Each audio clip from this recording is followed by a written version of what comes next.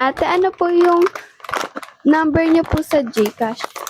Ayan ba yung 488 dyan sa huli? Picturean ko na lang po. Sige, picture mo. Magkano po pala yung bawas sa 7,000?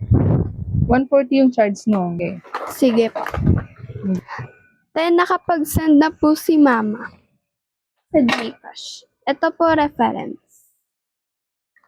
Saan? Ba't ganito? Ka lang ha.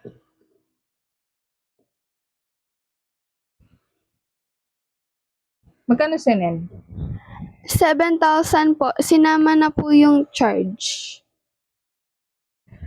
Sa 7-Eleven pala siya nagpadala, hindi sa GCash. Yung pumasok sa akin, 6,997. Babawasan pa to ng 140. Kasi yung 8K ko, nagamit na kasi yun, na-consume na. Kaya, pag may pumasok sa akin galing sa mga 7-Eleven or yung mga machine, may bawas na 2%. Hindi kasi siya sa GCash nagpadala eh. Kaya may charge na. Ala pa na yan, te. Bali, Sa anti ka lang. tuition ko yun. Bawasan to ng 140. Matatanggap mo, 6,857 na lang.